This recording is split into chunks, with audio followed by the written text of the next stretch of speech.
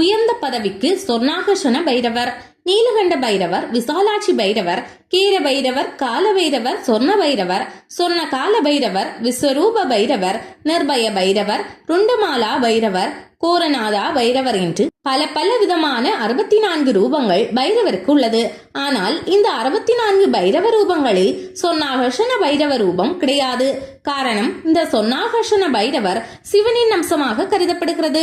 மேலும் திருச்செங்கோட்டில் சுவாமியும் அம்பாளும் சேர்த்து அர்த்தநாரீஸ்வரராக இருப்பது போல் இந்த திருத்தலத்தில் பைரவர் கல்யாண திருக்கோலத்திலும் பைரவரின் இடது தொடை பகுதியில் அம்பாள் அமர்ந்தும் அம்பாளின் வலது கையானது பைரவரின் வலது தோள்பட்டையின் மீது வைத்தும் பைரவரை ஆலிங்கனம் செய்வது இத்திருத்தலத்தின் சிறப்பு.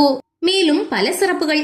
பெரும்பாலும் பைரவர்கள் சிவன் கோயில்களில் தனி சன்னதிகளாக மட்டுமே வீற்றிருப்பார்கள். அதுவும் உக்கிரமூர்த்திகளாக இருப்பார்கள். இந்த திருத்தலத்தில் மட்டும்தான் பைரவர் சிரித்த முகத்தில் சாந்தமூர்த்தியாக அருள்பாலிக்கிறார். இக்கோவிலின் அருகிலேயே ஐயாவாடி என்னும் ஊர் உள்ளது. இங்கு பிரத்யங்கரா தேவி கோவில் மிகவும் பிரசித்தி பெற்றது. மாசானத்தில், அதாவது சுடுகாட்டில் கோயில் கொண்டு அருள்பாலிக்கிறாள் பிரத்யங்கரா தேவி. அதே போல் சம்பியவரம்பல் சொர்ணாகர்ஷண பைரவர் நடுவயக்காட்டில் கோயில் கொண்டு அருள்கிறார். சுயம்பு சொர்ணாகர்ஷண பைரவர் சுயம்புவாக தோன்றியவர். சுமார் ஒரு 100 வருட பழமை வாய்ந்த கோவிலாக கருதப்படுகிறது. ஆகையால் பைரவருக்கு அபிஷேகம் செய்யப்படுவதில்லை. அஷ்டமி என்று செய்யப்படும் யாகமே சிறப்பானதாக பார்க்கப்படுகிறது. பெயர் காரணம், இந்த கோவிலின் பிரதான நாயகன் சொர்ணாகர்ஷண பைரவர் தான். சொர்ணாகர்ஷண பைரவர் என்று பெயர் வர காரணம், சொர்ணம் என்றால் தங்கம், ஆகர்ஷணம் என்றால் உள்வாங்கி கொடுத்தல். அதாவது இந்த சொர்ணாகர்ஷண பைரவர் காசு பணத்திற்கு அதிபதி. அதனால் தான் இந்த பைரவருக்கு சொர்ணாகர்ஷண பைரவர் என்று பெயர். யாகமும் பிரார்த்தனைகளும். சொர்ணாகர்ஷண பைரவருக்கு மாதந்தோறும் வருகின்ற வளர்பிறை, தேய்பிறை, அஷ்டமிகளில் மிக சிறப்பான முறையில் யாகங்கள் நடைபெறுகின்றன. இந்த யாக பூஜைகளில் பக்தர்கள் தொடர்ந்து 8 மாதங்கள் பூஜை செய்து வழிபட்டால் வேண்டிய வரத்தை அருள்கிறார் சொர்ணாகர்ஷண பைரவர். அஷ்டமியில் நடைபெறுகின்ற யாகமானது பொது யாகம். அதாவது கூட்டம் கருதி பக்தர்கள் அனைவரும் இணைந்துதான் பூஜைகளை செய்ய வேண்டும். தனிநபராகவோ அல்லது குடும்ப சகிதமாகவோ யாகம் செய்ய வேண்டும் என்று நினைப்பவர்களுக்கு மாலையில் செய்யலாம். இது தவிர அஷ்டமி அல்லாத நாட்களிலும் யாகம் நடைபெறுகின்றன. அஷ்டமி அன்று காலை 10:30 மணியிலிருந்து பிற்பகல் 1 மணிக்குள் யாகம் நடைபெறும். கடைசியாக உற்சவர் மூர்த்திக்கு தேன், பால், கலசாபிஷேகம் நடைபெறும். வளர்பிறை அஷ்டமியில் வழிபாடு. திருமண தடைகளை அகற்றி திருமணம் நடைபெறும். மாணாக்கர்களுக்கு கல்வி அபிவிருத்தியாகும். திருமணமான தம்பதிகளுக்கு புத்திர சந்தான பாக்கியம் கிட்டும். வேலை தேடுவோருக்கு வேலை வாய்ப்பு கிடைக்கும். கடும் நோயினால் அவதிப்பட்டு வருபவர்களுக்கு அதிலிருந்து குணமாகுதல் என வேண்டுவோருக்கு வளர்பிறை அஷ்டமி நாட்களில் தொடர்ந்து 8 மாதம் சொர்ணாகர்ஷண பைரவரை வழிபட்டு யாக பூஜை செய்தால் உடனடியாக நிவர்த்தி செய்கிறார். தேய்பிறை அஷ்டமியில் வழிபாடு. மிக முக்கியமாக அரசியலில் நீண்ட காலமாக இருந்து சேவை செய்தவர்களுக்கு பதவி உயர்வு கிடைக்க, நிரந்தர வியாபாரம் இல்லாமல் நாளொன்றுக்கு வியாபாரம் செய்து வருபவர்களுக்கு நிரந்தர வியாபாரம். அதே போல் பெரிய தொழில் செய்து நஷ்டம் ஏற்பட்டவர்கள் அதிலிருந்து மீண்டு வர, நீங்கள் ஒருவருக்கு கடனாக கொடுத்த பணம் நீண்ட நாட்கள் கடந்தும் திரும்ப வராமல் இருக்கும். உங்கள் பணத்தை திரும்ப பெற, மனதில் உள்ள யமபயம் நீங்க, திருஷ்டி தோஷங்கள் நிவர்த்தியாக, பூர்வ ஜென்ம சாபங்கள் தொலைந்தோட, பில்லி சூன்யம், ஏவல் போன்ற செய்வினை கோளாறு ஆகிய பிரச்சனைகளுக்கு தீர்வு காண தேய்பிறை அஷ்டமி நாட்களில் தொடர்ந்து 8 மாதம் யாக பூஜை செய்து வழிபட்டால் சொர்ணாகர்ஷண பைரவர் அதிலிருந்து காத்து அருள்கிறார். தன ஆகர்ஷண யாகம். பைரவருக்கு அஷ்டமி நாட்களில் செய்யப்படும் யாகத்தின் பெயர் தன ஆகர்ஷண யாகம்.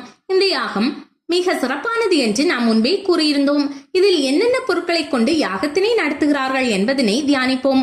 முதலாவதாக கருப்பு மிளகு, அதனைத் தொடர்ந்து நாட்டு சர்க்கரை, முந்திரி ஆகியவை யாகத்தில் சேர்த்து பூஜிக்கப்படுகிறது. யாகத்தில் சேர்க்கப்படும் இந்த பொருட்களை பக்தர்கள் வாங்கி கொடுத்து வேண்டியதை வேண்டிக் கொண்டால் ஜெயமாகும் என்கிறார்கள்.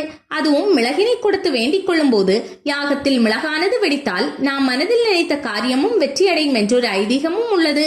பூஜைகள் முடிந்த பின்னர் இந்த புனுகு என்று சொல்லக்கூடிய மையினை பக்தர்களுக்கு விநியோகிக்கப்படும். தினமும் இதனை நெற்றியில் சிறிதளவு வைத்துக் கொண்டாலும் அல்லது நம் வீட்டின் பீரோவில் வைத்தாலும் நம்மை அறியாது நமக்குள் ஒரு வசீகர தன்மை கிட்டும். பைரவருக்கு தனி ஸ்தலம். சிதம்பரம் நடராஜர் கோயில் நடராஜர் அருகில் உற்சவமூர்த்தியாக மட்டுமே பைரவர் இருக்கிறார். அதே போல் திண்டுக்கல் அருகே தாடிக்கொம்பு என்னும் இடத்தில் சொர்ணாகர்ஷண பைரவர் அருள்கிறார். ஆனால் இங்கு அம்பாள் கிடையாது. அதே போல் இது தனி கோவிலும் கிடையாது. இங்கு பிரதானம் சௌந்தரராஜ பெருமாள் ஆகையால் பைரவருக்கென்று தனி ஸ்தலம் என்றால் அது செம்பிய வரம்பல் சொன்னாகர்ஷண பைரவர் மட்டும்தான் என்பது கூடுதல் சிறப்பு. அஷ்ட பைரவர்களும் அருள்கிறார்கள். சொன்னாகர்ஷண பைரவரின் சுற்றுப்புற 8 திசைகளிலும் அஷ்ட பைரவர்கள், அதாவது 8 பைரவர்கள் தனித்தனி சன்னதிகள் கொண்டு அருள்பாலிக்கிறார்கள். ஒவ்வொரு பைரவரும் ஒவ்வொரு வேண்டுதலுக்கு அதிபதி. அசிதாங்க பைரவர் அஷ்ட பைரவ மூர்த்தி வடிவங்களில் முதன்மையானவர். அன்ன பறவையினை வாகனமாக கொண்ட இவர் கல்விக்கு மிக முக்கியமான பைரவர். மாணாக்கர்களுக்கு கல்வி அபிவிருத்தியை செய்யக்கூடியவர். நவ கிரகங்களில் குருவின் கிரக தோஷத்திற்காக அசிதாங்க பைரவரை வணங்குகிறார்கள். இவருடைய சக்தி வடிவமாக சப்த கன்னிகளில் ஒருத்தியான ராம்கி விளங்குகிறாள்.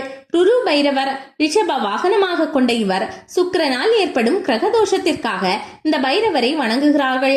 மேலும் வியாபார போட்டி, எதிரிகளின் தொல்லைகளில் இருந்து காக்கக்கூடியவர். இவருடைய சக்தி வடிவமாக சப்த கன்னிகளில் ஒருத்தியான மகேஸ்வரி விளங்குகிறாள். சண்ட பைரவர் இவர் மயிலை வாகனமாக கொண்டவர். செவ்வாய் கிரக தோஷத்திற்காக சண்ட பைரவரை வழிபடுகிறார்கள். அதே போல் இவரை வேண்டினால் சந்தான பாக்கியம் அருளி வம்சத்தை விருத்தியடைய செய்கிறார். இவருடைய சக்தி வடிவமாக கௌமாரி விளங்குகிறாள். குரோதன பைரவர் கருடனை வாகனமாக கொண்டும் சனியால் வேடிக்கப்பட்டவர்கள் இவரை வணங்கினால் நிவர்த்தியாகிறது. கணவன் மனைவிக்குள் அடிக்கடி நடக்கும் சண்டை சச்சரவுகளை நீக்கி அருள் புரிகிறார். சண்டை இல்லாமல் சேர்ந்து வாழ குரோதன பைரவரை வணங்கினால் போதும். சப்த கன்னிகளில் ஒருத்தியான வைஷ்ணவி இவருடைய சக்தி வடிவமாக விளங்குகிறாள். உன்மத்த பைரவர் புதன் கிரகதோஷத்திற்காக இந்த பைரவரை வணங்குகிறார்கள். இவர் குதிரையை வாகனமாக கொண்டவர். வியாபாரத்தில் தொய்வு நிலையினை போக்கி அருள்கிறார். இவருடைய சக்தி வடிவமாக சப்த கன்னிகளில் ஒருத்தியான வாராகி விளங்குகிறாள். கபால பைரவர் இவருடைய சக்தி வடிவமாக இந்திராணி விளங்குகிறாள். யானையை வாகனமாக கொண்ட இந்த கபால பைரவர் சந்திர கிரக தோஷத்தினை போக்கி அருள் செய்கிறார். அஷய பாத்திரம் என்று சொல்லக்கூடிய தங்க கலசத்தை இவர் கையில் வைத்துள்ளார். இந்த தங்க கலசத்திற்கு கபால பைரவர் தான் அதிபதி. இந்த பைரவரை வழிபடுவதன் மூலம் வீட்டில் தங்க நகைகள் அபிவிருத்தியாகும். பீஷண பைரவர் பில்லி, சூன்யம் போன்ற செய்வினை கோளாறுகளை நீக்கி அருளக்கூடியவர். சிங்கத்தை வாகனமாக கொண்டவர். கேது கிரக பிரச்சனைகளை போக்கி அருளக்கூடியவர். இவருடைய சக்தி வடிவமாக சப்த கன்னிகளில் ஒருத்தியான சாமுண்டி விளங்குகிறாள். சம்ஹார பைரவர் நாயினை வாகனமாக கொண்டவர். இந்த சம்ஹார பைரவர் 10 கைகளை கொண்டு எதிரிகளை சம்ஹாரம் செய்யக்கூடியவர். நவக்கிரகங்களில் ராகு கிரக தோஷத்திற்காக இந்த பைரவரை வணங்குகிறார்கள். இவருடைய சக்தி வடிவமாக சப்த கன்னிகளில் ஒருத்தியான சண்டிகை விளங்குகிறாள்.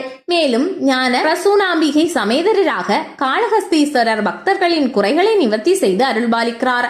அதே போல் விநாயக பெருமான், முருகப்பெருமான், ஐயப்பன், துர்க்கை அம்மன் போன்ற பிற சன்னதிகளும் இங்கு ஒன்று சேர்ந்து அருள்கிறார்கள்.